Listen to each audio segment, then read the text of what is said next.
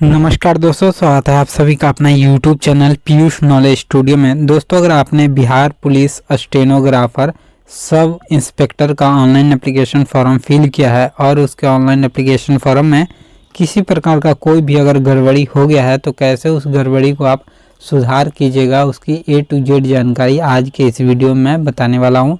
तो वीडियो को एंड तक ज़रूर देखिएगा, तभी आपको करेक्शन प्रोसेस समझ में आएगा दोस्तों। अन्यथा अगर आप नहीं करेक्शन करते हैं तो आपके फॉर्म को रिजेक्ट कर दिया जाएगा। तो चलिए जानते हैं कि अगर कैसे आपको सुधार करना है। इसकी सारी प्रक्रिया हम समझेंगे इसके ऑफिशियल वेबसाइट के थ्रू कि क्या कुछ जानकारी दी गई है सुधार से रिलेटेड। तो चलिए सबसे पहले इसके ऑफिशियल नोटिफिकेशन को देखते हैं। तो दोस्तों, आप सभी स्क्रीन के ऊपर देख सकते हैं कि बिहार पुलिस अवर सेवा आयोग का जो ऑफिशियल नोटिफिकेशन है SI का वो ओपन हो रखा है, जिसमें आप विस्तार पूर्वक हर एक जानकारी को देख सकते हैं।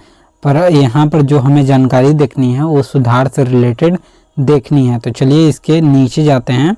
नोटिफिकेशन के नीचे वाले आर्टिकल में संपूर्ण जानकारी दी गई है कि कैसे आपको सुधार करना है। ऊपर में आपको कोई जानकारी देखने को नहीं मिलेगी और ना ही इसका कोई करेक्शन डेट दिया गया है दोस्तों। अन्यथा करेक्शन डेट रहता तो आप उस तिथि में सुधार कर सकते थे या आने वाले तिथि में सुधार कर सकते थे, पर यहाँ कहीं भी आपको करेक्शन डेट देखने को नहीं मिलेगा। तो ऐसे में आपको कैसे करेक्शन करना है, कितना फीस लगेगा, क्या रहेगी प्रक्रिया, करेक्शन होगा भी या नहीं, उसकी हर जानकारी मैं बताने वाला हूँ। इस वीडियो में अंत तक ज़रूर बने रहिएगा दोस्तों।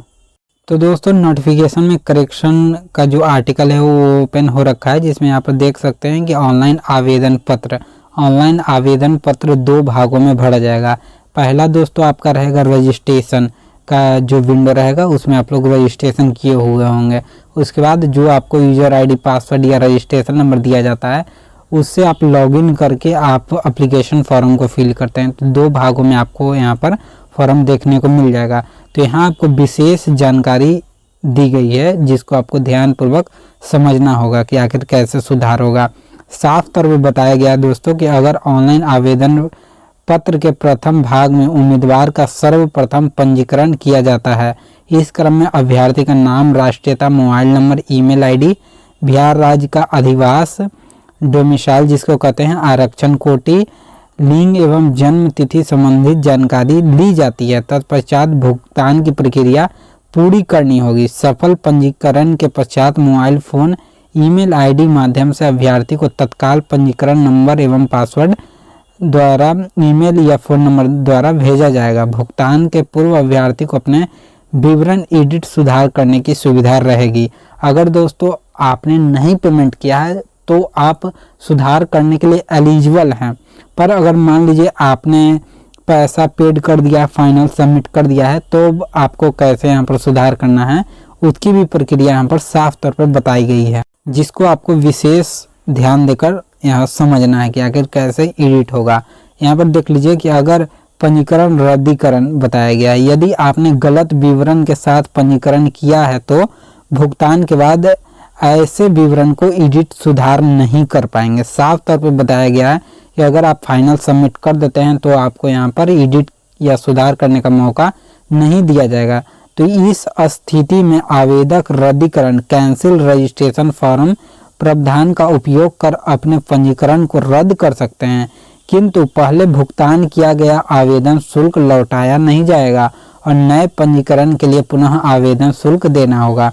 तो यहाँ पर आप लोग समझ ही गए होंगे कि अगर आप पहले रजिस्ट्रेशन कर चुके हैं, फाइनल सबमिट कर चुके हैं, तो आपको जितना भी पेमेंट आपने किया होगा तो आपका लौटाया नहीं जाएगा। अगर आप यहाँ पर कैंसिल करते हैं अपना रजिस्ट्रेशन तो कैंसिल कर दीजिएगा अपना रजिस्ट्रेशन, तो दोबारा आपको रजिस्ट्रेशन फॉर्म फिल करना होगा और दोबारा से आपको पेमेंट यहाँ पर देना होगा दोस्तों, तभी आप यहाँ पर करेक्शन कर सकते हैं। करेक्शन का तो चांस है ही नहीं, आपको यहाँ पर डायरेक्ट कैंसिल ही करना होगा, यानी दूसरा फॉर्म फिल करना होगा। सुधार करने की कोई प्रक्रिया यहाँ नहीं दी गई है, डायरेक्ट आपको कैंसिल करके दोबारा से पेमेंट करना होगा, तब दूसरा न्यू फॉर्म आपको फिल करना होगा। तो दोस्तों इस प्रक्रिया से आप अपने फॉर्म को सुधार कर सकते हैं या कह सकते हैं कि दोबारा आपको फॉर्म भरने की आवश्यकता होगी।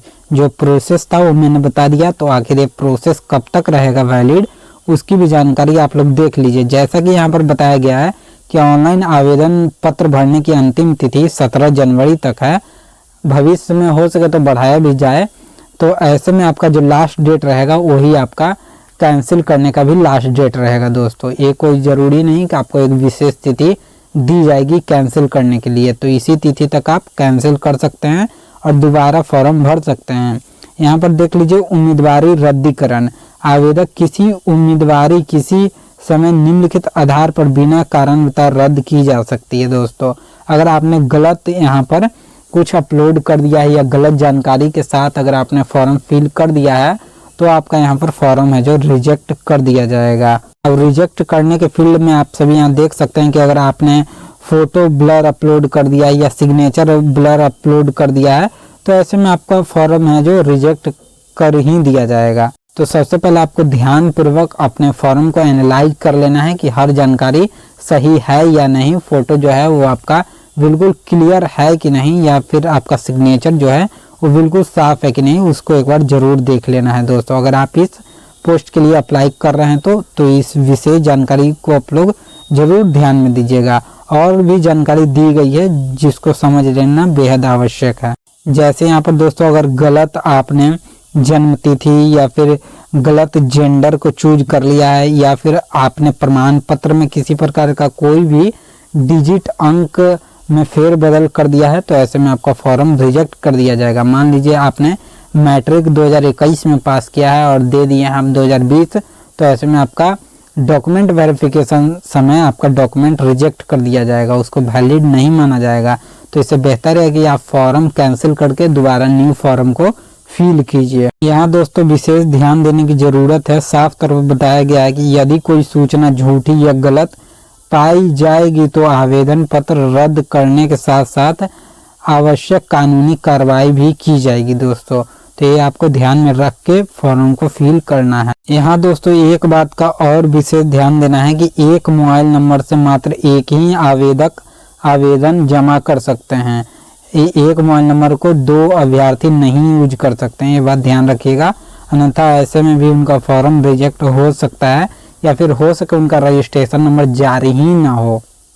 तो यहाँ इस नोटिफिकेशन में बताया गया कि एक मोबाइल नंबर से मात्र एक ही आवेदन पत्र भरा जाएगा। आवेदन पत्र भरते समय मोबाइल फ़ोन अभ्यर्थी के पास होना चाहिए क्योंकि उसी मोबाइल नंबर पर SMS के माध्यम से रजिस्ट्रेशन ID एवं पासवर्ड भेजा जाएगा। तो ये जो जानकारी थी वो आप सभी के लिए बेहद महत्वपूर्ण थी और जो भी जानकारी महत्वपूर्ण थी उसको मैंने बता दिया है। आई होप दोस्तों कि आपको वीडियो पसंद आया होगा और हेल्पफुल लगा होगा, तो ज़रूर चैनल को सब्सक्राइब कर दीजिएगा। आने वाले समय में हर नोटिफिकेशन की जानकारी मैं देता रहूँगा। तो मिलते हैं अगले वीडियो में किसी नए अपडेट के साथ, तब तक के लिए गुड बाय एंड जय हिंद दोस्तों।